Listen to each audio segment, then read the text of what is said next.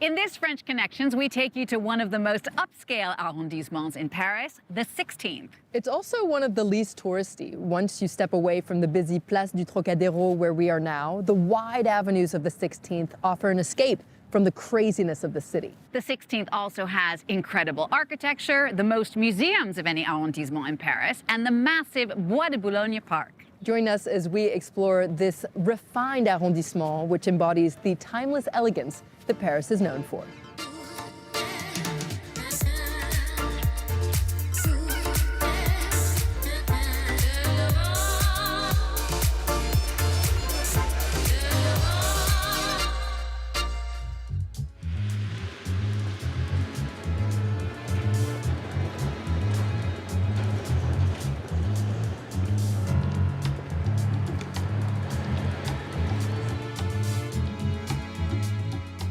If you ask Parisians to describe the 16th arrondissement, chances are one of the very first things they'll mention is that it's where all the wealthy Parisians live. The 16th isn't actually the richest arrondissement of Paris. That would be the 7th. But the cliché of the bourgeois 16th resident has certainly stuck in the collective psyche.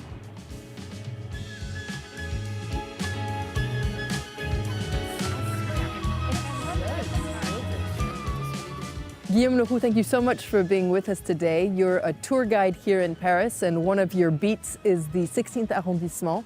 Now, when Parisians think about the 16th, they tend to imagine wealthy people living here, women in fur coats, people driving flashy cars. Where does this cliché come from? Actually, there are many reasons. First of all, it's true that historically it's been a place where rich people used to live. First of all, in the 17th century, some aristocrats start to build huge properties that were facing the river Seine. Then in the early 18th century, also because the king, Louis XIV, had moved to Versailles, some aristocrats then moved a little bit more west.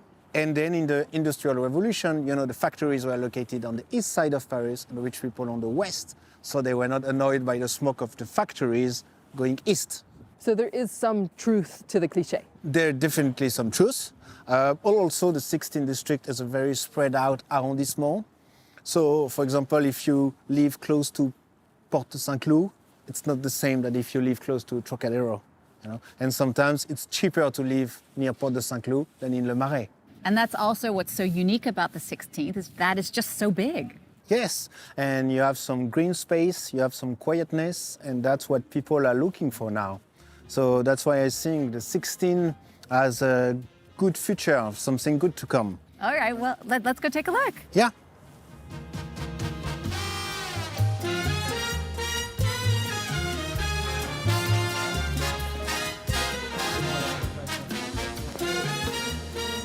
It's incredible. I feel like we've time traveled a little bit right here. What's the history of the 16th? Basically, Passy and Auteuil, who are now districts of Paris, used to be villages outside the city. And it was a mix of a rural, a countryside vibe and huge aristocratic properties. We could say the beginning of the change of this district is the French Revolution, because some of the nobles who used to live there have been either killed or they've moved away. But then in 1860, like many villages, Montmartre, Belleville, Passy, Auteuil have been integrated to Paris.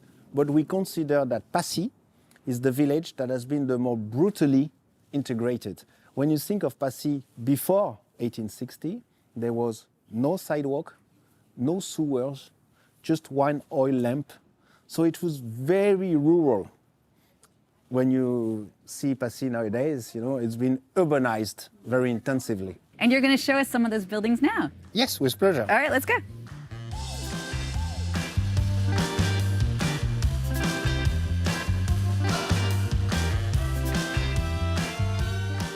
So let's do a quiz about this building. Okay, all right. When do you think it was created? 1920. 1900. 1900. So you won.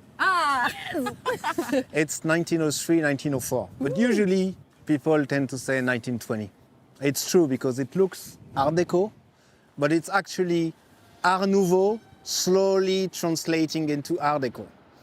It's a masterpiece by Auguste Perret, and his brothers. There were actually three. And it's in reinforced concrete, but you have this super nice floral design because back then they didn't want to show the reinforced concrete straight. So they had to put decoration on it. Your company is called Le Vrai Paris, the real Paris. Would you say the 16th arrondissement is real Paris? Yeah, definitely. You know, in French, we have a saying, which is tout est bon dans le cochon, everything is good in the pig. And actually, that's what makes the interest of Paris. It's quite a small city, but there's very different vibes, very different districts. So Paris is the 16 as much as the 19, the Latin Quarter, Montmartre, it's all Paris. One thing's for sure, I think the 16th is the champion of dog poop in Paris, unfortunately. Yeah, being a tour guide and walking in the street, it's true that I think they have the gold medal. So watch your step if you're in the 16th. We'll have to watch our step as we continue our tour. Yeah, especially when you look at the facade.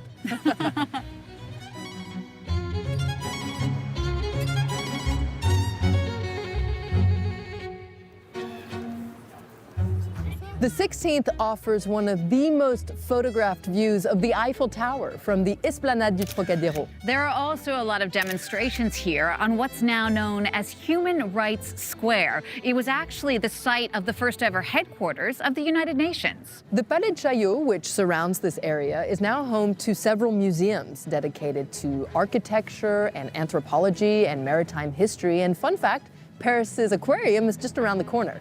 In fact, the 16th has the most museums of any arrondissement in Paris. There are over 20 museums in the 16th arrondissement. Just down the street from Trocadero, you'll find the Modern Art Museum and the Palais de Tokyo, a cutting-edge space for new artists that's become the biggest contemporary art center in Europe. Lovers of Impressionism can see the painting that gave the movement its name at the Musée Marmottan. The former hunting lodge has the world's largest collection of works by Claude Monet, including the iconic Impression Sunrise. Monet was greatly inspired by Japanese art, and you can find that and more at the Musée Guimet. It showcases 5,000 years of Asian art, one of the largest collections outside Asia. The 16th is also home to several offbeat museums, including one on counterfeit objects, dental care, and wine. The home of Honoré de Balzac, the father of the modern-day novel, is a museum as well. The 19th century writer moved into the house to escape his creditors, using the back door to sneak out without being seen.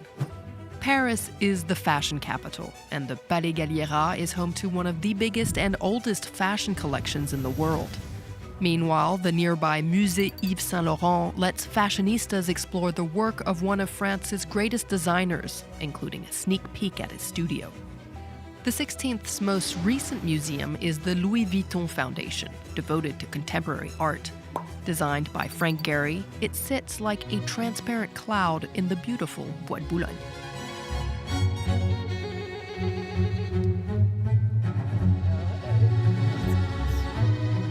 The 16th doesn't just have a lot of museums, it's also one of the sportiest districts in Paris. Well, you have the Parc des Princes, which is a stadium and home to Paris's beloved football team, the PSG, Paris Saint-Germain. Now, they might struggle to win international trophies. They are loved by many diehard fans. The 16th also has a rugby stadium, 2 horse racing venues, and a massive tennis complex that's home to the annual French Open. Now, in French, the tournament and the complex are called Roland Garros, and Roland Garros is an institution. Over a 2-week period between late May and early June, tens of thousands of fans from around the world flock to the Roland Garros Stadium to watch the French Open.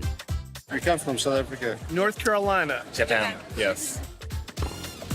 Created in 1891, it's the only clay court Grand Slam. Roland Garros isn't only a Parisian treasure, it's a massive moneymaker, thanks to broadcasting rights and sponsorships. Recently, $450 million were poured into a modern makeover, complete with 2 new retractable roofs. Et ce qui n'a pas changé, c'est ça. C'est la surface de jeu, c'est la même depuis 1928. Hein. Le sous-sol, c'est le même. Il y a la sueur de M. Lacoste là-dessous. René Lacoste was a 1920s tennis champion. Known as the Crocodile, he was one of the infamous Four Musketeers, the French team that won 6 straight Davis Cups. Their success prompted the construction of the Roland-Garros Stadium, and the men's singles trophy is still called La Coupe des Mousquetaires. In recent years, however, French players have struggled to win the tournament. The last Frenchman to seize the Musketeers Cup was Yannick Noah in 1983. Ça reste un moment qui a été un des plus beaux moments de ma vie. Je croise encore aujourd'hui des gens qui me disent « Je me souviens, à ce moment-là, c'était une émotion forte ». The French curse seems to have hit women's tennis as well. Mary Pierce was the last French female player to take a singles title back in 2000. C'est très difficile en tant que Française de jouer ici à Roland-Garros. Quand on gagne, c'est comme tout le pays gagne. Et quand on perd, tout le monde est déçu. Another icon of French women's tennis was Suzanne Lenglen. She dominated the sport in the 1920s, but never competed in the complex, where the second biggest court now bears her name. Meanwhile, the man who gave his name to the center wasn't even a tennis player. Roland Garros was a World War I aviation hero. As for the word tennis itself, it comes from the game's roots in 12th century French monasteries. Monks would call out tenez to warn their opponents they were about to serve.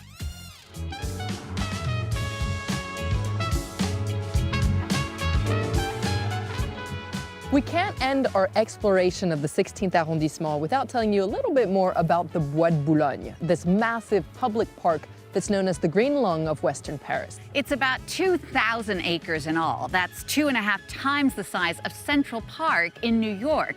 And it's the only part of Paris that sits outside the périphérique, the ring road that circles the capital. The Bois de Boulogne used to be used for wood production and as a royal hunting ground. These days, with 15 kilometers of bike paths, it's a cycling enthusiast's paradise. It's also home to the oldest amusement park in Paris, the Jardin d'Acclimatation, that's a hit with visitors and locals alike. And that's where we're going to go right now, Genie, but I'm not going back to the House of Mirrors. Yes, you are. All right, see you next time. Bye.